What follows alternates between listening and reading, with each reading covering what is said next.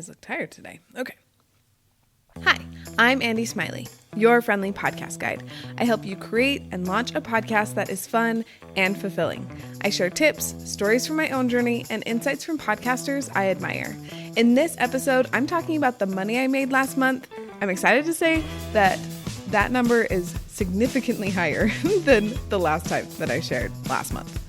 I'm also going to share other stats from last month's podcast episodes and the story of how I came up with the name for my podcast. Also, just as a reminder, if you only have the capacity to implement one thing, at the end of the episode, I'll tell you what that one thing should be, so you don't feel overwhelmed trying to figure out where to start. I'm going to start today's episode answering the 2 questions that I ask every guest that I have on the show, because I want to share some of my favorite things too. So the last podcast episode that I listened to just for me was the podcast with Knox and Jamie. And it was the episode where they were recasting the characters in the Hunger Games, but they did it in different decades, I guess. Jamie recasted using actors from the 90s, and then Knox recasted using actors from the early 2000s. It was so fun and funny, and I haven't really thought about the Hunger Games in a hot minute, even though the new book came out about Haymitch. I haven't read it yet, but it's on the list. So that was really fun. It was just a delightful listen, and I laughed a lot. And then the other question that I ask my guests is, what's a simple life hack that's making your life better right now? And a life hack that I've been using a lot, especially for podcasting, is I have been using Chat GPT so much more, and specifically to name my episodes. I have a really hard time being creative when it comes to naming things, as you will hear later when I talk about the story of naming my podcast. And so using Chat GPT just kind of to start the ideas rolling, I'll put in the main topics from the episode along with keywords if I can think of them, and then be like, hi, give me 5 names that you think would be appealing to people. And then it usually takes a couple of rounds in ChatGPT. ChatGPT has yet to get it right the first time, but it's just nice that I don't have to spend as much time or brain cells on trying to name my episodes, because I want them to be good, but also I have a lot of other things that I need to get done in my day, and naming podcast episodes is just something that I'm not very good at. I'm practicing, but ChatGPT has made it significantly easier. So if you aren't using ChatGPT for things that you're not very good at, this is me giving you permission to do that, because it's been so nice. Okay, now I'm going to tell you about how the Friendly Podcast Guide did last month in March. First of all, download numbers. So I like to share these mostly just to help you know that if your download numbers aren't through the roof, so many thousands of downloads or whatever, you're not alone. And that doesn't mean that you're not successful. So here is me being vulnerable and sharing my download numbers. So my first episode of season 3 was Honest Podcasting, my numbers, my break, and a giveaway. And that one had 59 downloads. Then the second week was What the Barbie Movie Teaches Us About Podcasting. That one got 55 downloads. And then the week after that was How to Build Your Podcast Community with Jamie B. Golden. I still love that episode so much. And I keep hearing from you that that's been a really fun episode for you to listen to, which has just made my heart so happy, because I just loved that episode so much. I don't know if I said it, but 54 downloads. That one got 54. And then the last one, which was last week, was Wins, Fails, and What I'd Do Differently, my season 3 launch. I just kind of walked through my launch and what went well, what didn't, and what I learned from it. And that one actually only got 34 downloads, which I'm a little bit surprised. So I want to dig into that a little bit more of why that one got significantly lower downloads. If I come up with any big revelations, I'll let you know. I'm wondering if it might have to do with that title doesn't feel as grabby. I don't know. We're going to have to see. I'll dig into it a little bit and see if I can find anything. But truly, isn't that a beautiful thing? I know that when I first started my podcast, if there would have been one episode that was significantly lower in downloads, I would just kind of go into a tailspin and kind of freak out and be like, oh my gosh, I'm a terrible podcaster. Why am I even doing this? And now I can look at that and be like, this is information. Let's figure out why this is the way that it is. And I am just really proud of myself for that. I'm still, I don't love that one got 20 less downloads than the week before, but I know that I'm still a good person, even though that one didn't get as many downloads. And truly, there's plenty of information that I can gather from that quote unquote failure to make my episodes even better in the future. And I'm really grateful that I can have that mindset now, because that was not always the case. Okay, the next thing I want to talk about is how much money I've made so far this year. And the number is now $102.41.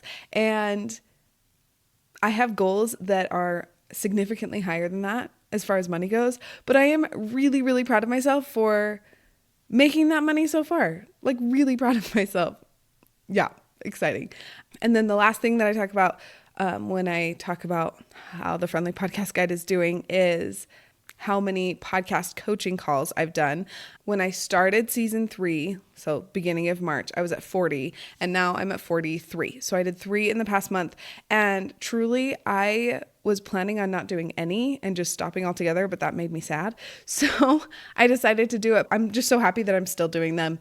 I thought I would have to stop while I was putting out weekly episodes, but I've been able to make it work. So that's been really, really fun. So this next section is talking about experiments that I tried out last month in March. I am a huge proponent of experiments and not getting stuck doing your podcast in one certain way, which is why I like to share some of the experiments that I try. The first experiment that I tried in March is incorporating more storytelling. I noticed that most of my favorite podcasts have an element of storytelling incorporated in it somehow, and I realized that mine didn't have as much storytelling. So I wanted to add that in, and I did a good job. I thought that I did a good job, and it was honestly really fun, and it worked my creative muscle trying to add storytelling in, especially with the episode about learning from the Barbie movie, and then last week's episode about the recap of season 3 launch. I had a fun story in there about the day that my first episode was released. So if you haven't listened to it, you should go listen to it. I'm really proud of it. And then the other experiment is I had a goal of talking about my podcast in real life every day of March. So not just on social media, which I have a lot of practice in, and I do that regularly. But actually like talking to a person about it and not just talking to a screen about it. And I talked about it 24 of the 31 days in March.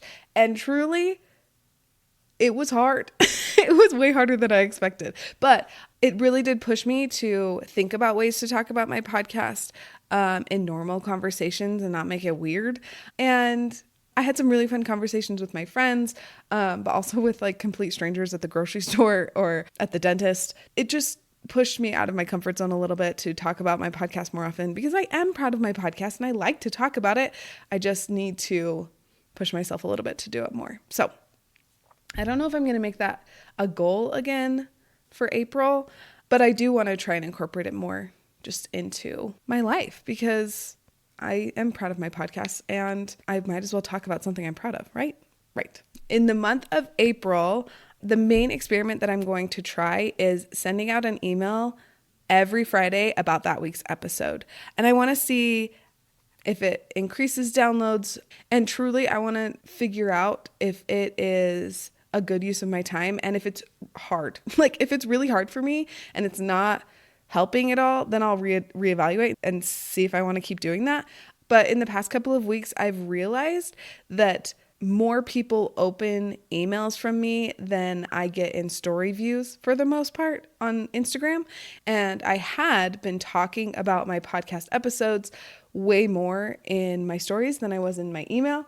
And so I'm trying this out to see if having an email every week coming out about each episode might help my download numbers go up. So we'll see. And I'm excited to see like what information I gather from this experiment. Okay, now it is story time. I'm trying something new. I wanted to tell you a story from when I started my podcast and looking back on it, what I learned and what I probably would do differently. And this time I'm going to tell you about naming my podcast. For those of you who don't know, I made a pivot last fall and changed what I'm talking about on my podcast. when I first started my podcast, I was helping moms find podcasts that they love.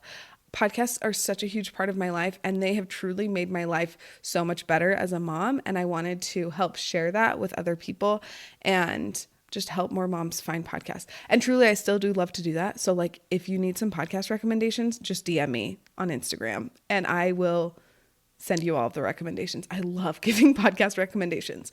But last spring, like pretty much a year ago from right now, I realized that my business, my podcast coaching business and my podcast were too much for me. And so I needed to unify them and make them one thing. So now on the Friendly Podcast Guide, I help you start your podcast instead of giving podcast recommendations that will inform the story that I'm about to tell you. So when I was naming my podcast, I wanted the vibe of my show to be super open, not judgmental, everyone is welcome vibes. But I had no idea how to do that with a name. I also knew that I wanted to talk to moms who had littles still at home, and even more specifically, kids that were not in school yet, because that's when I found podcasts and they helped me a lot as a mom. So that's why I really wanted to make sure that it spoke to those moms. I spent weeks making lists, texting my brothers, I have no sisters, talking to Scott. I even was bouncing ideas off of my kids who were at the time 4, 2, and a newborn. And honestly, I feel like I was so stressed trying to figure out the name of my podcast. And one day I just sent a list to my youngest brother, his name is Mark, and was like, do any of these even sound good? And he just texted back, Andy, what are you trying to convey with your name? And I gave him the vibe of like open, non-judgmental, everyone's welcome, comfortable. He said, the Friendly Podcast Guide is the one that conveys that the best. And I said, okay, thank you. And then I proceeded to stress about it and think about it even more until I finally was like, he's right. That's the one I'm going to go with. Also, P.S., none of my brothers are like podcast experts at all. I didn't really have any like podcast friends when I started my podcast.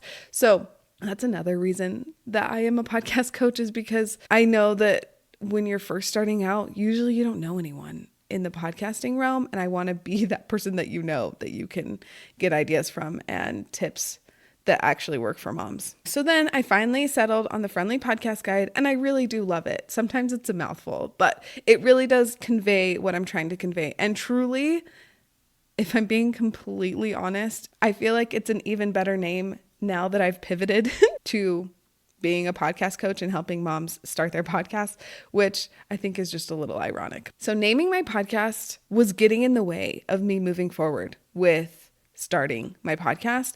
And that makes sense. My name is really important and I wanted to make sure that I got it right.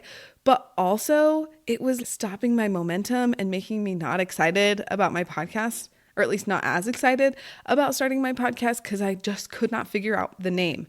And that is why I created a podcast naming tool, because I didn't want anyone else to run into this problem. So this tool walks you step by step through the process of naming your podcast with the help of Chat GPT. Yes, I've already mentioned Chat GPT once.